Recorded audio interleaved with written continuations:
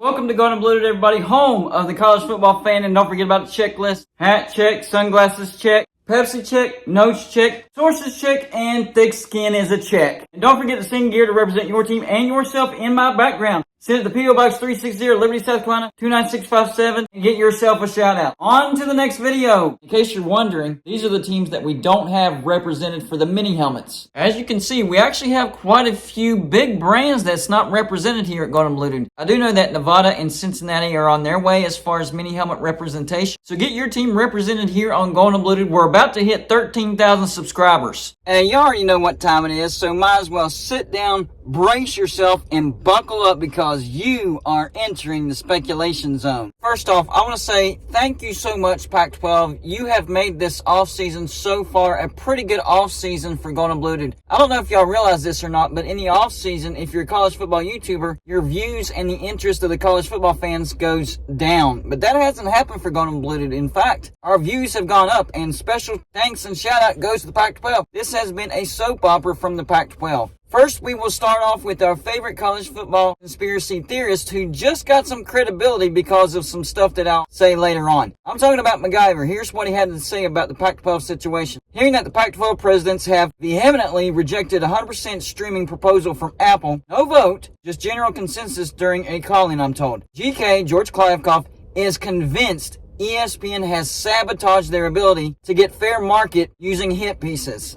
I don't really know what that last part means, but it sounds like the Pac-12 thinks that ESPN is against them. He goes on to say Amazon/ESPN hybrid for a plus minus $20 million per team per year might be the best option left on the table. But concerns are several schools won't sign a GOR for that, and Amazon is requiring one. He did a slight correction though. He says, correction, ESPN is requiring GOR, and he goes on to explain the mistake. So yes, ESPN would require a GOR. So according to him, the Pac-12 does not want 100% streaming, and that's what this Apple TV deal would be. Well, we're hearing more about that today. But first, we'll get to the Get It Gang comments. If you don't know what the Get It Gang is, it's basically a name that I came up with for the group of people that leave video ideas in the comment section of my videos. So if you think that you have a good video idea, leave it in the comment section and I just might use it. First one is from Gary Saney. He says, imagine how funny it would be that Oregon or WU, Washington, is trying to sabotage the deals and drag their feet and they don't get added to the Big Ten. It would be so funny if the Big Ten added Stanford, Cal, Utah, and Notre Dame. Another Get It Gang comment is from your boy Jay. If Notre Dame joins the Big Ten, then Oregon will not join. Stanford, Cal, Washington, and Notre Dame, those are the teams he would pick. Also, one more day until I win my bet with Tide Guy. Don't know what that bet is, but good luck to you, sir.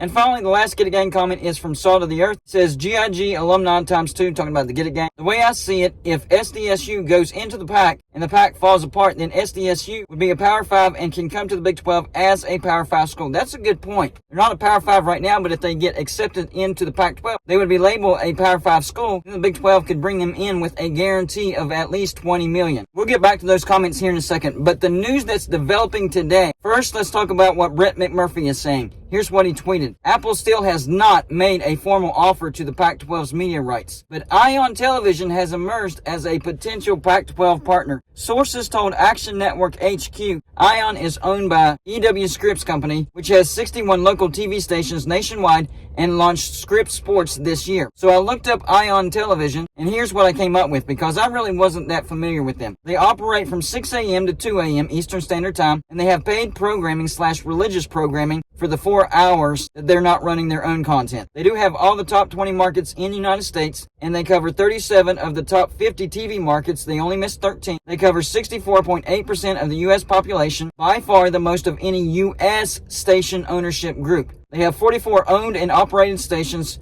20 network affiliates. They began as PAX TV on August 31st, 1998, so they haven't existed for that long, and were rebranded as Ion TV on January 29, 2007. Their sister channels are Ion Mystery, Ion Plus, Bounce TV, Court TV, Laugh, Grit, Scripps News, True Real, and Defy TV. So a new leader has emerged as far as grabbing the Pac-12's media rights. And I don't know if this is a step back. I don't know if this is a good thing or a bad thing. All I know is that the Pac-12 still doesn't have a TV deal. And I heard yesterday from 365 Sports that the Arizona State president came out and said, we actually do have a TV deal. It's not great, but it's enough to keep the Pac-12 together. Either that was a lie or this is a lie. One of those is a lie. I think what Arizona State president, I don't want to call him a liar, but I don't think it was the truth. I think he was saying what he needed to say to get the heat off of the Pac-12. I don't think he did anything wrong. I don't want to call him a liar, but I don't think that was quite the truth. Because according to Brent McMurphy, Apple TV still hasn't made a formal offer, and now we have a new leader as far as for the Pac-12 TV rights emerging for those TV rights, and it's ION Television. Now, the good news is they do cover 37 of the top 50 TV markets, including all of the top 20 markets. But the bad news is they only cover 64.8% of the U.S. population. So they don't cover the entire United States. That's not great. But they do cover a lot of the top TV markets, so that's the good news. They have 44 owned and operated stations. That's not a lot, but it's better than most. And they have 20 network affiliates. Could they be one of these stations where they could sell it off to their sister stations? It could be. It could be a possibility. This might be a better option than Apple TV. I will say that. I do agree with Pac-12 not wanting to go 100% streaming. I think that would be a terrible, terrible move for the Pac-12. So honestly, this might be a step in the right direction for the Pac-12. But it's still not a great option. This is not ESPN. This is not Fox by far. But I do think it's better than Apple TV.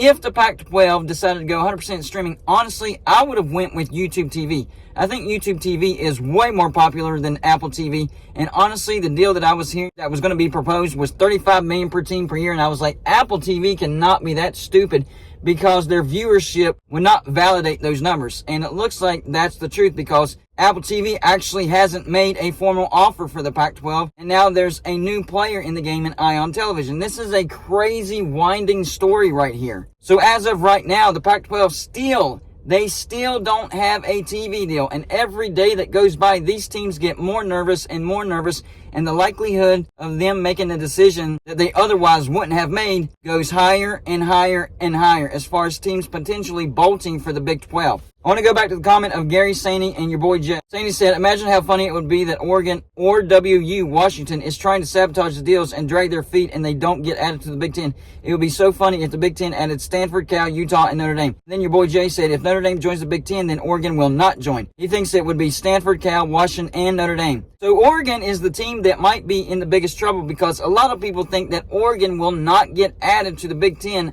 no matter what. Would their only option be stick with the sinking ship if the Pac-12 does sink or go over to the Big 12? And Oregon does not want to go to the Big 12, but if that's their only option other than sinking with a dying conference, then Oregon might end up being in the Big 12. This might actually be good news for the Big 12. I think Washington will have that Big 10 option. I think Stanford could. I think Cal could. Utah, not so much. That's the only thing that I disagree with on Gary Saney's comment. I don't think Utah would be in that group. But I can buy Stanford, Cal, Washington, and Notre Dame. I think that's a pretty good group for the Big Ten. Now, for Notre Dame, though, the only way that they could get into the Big Ten is if the ACC dissolves. Otherwise, they have to join the ACC if they do join a conference because there's a clause in their deal with the ACC that if they join a conference before 2036, it has to be the ACC. So even Notre Dame on that list is iffy unless the ACC dissolves, but then you have options in the ACC. So Notre Dame, I'm not sure about that. It would be a great get. I'm sticking with Stanford and Cal. I think the Big Ten will get Stanford and Cal next. But I think Washington's in the mix as well. You can get a great football brand with Washington and a great academic brand with Stanford. So I would go Washington and Stanford as well. So they have a choice, it looks like. It looks like they could go for the $20 million per team per year for the Amazon ESPN hybrid, or they can see what ION wants to do and see if they want to go with ION. I've never seen a conference in this bad of a situation other than the Big East.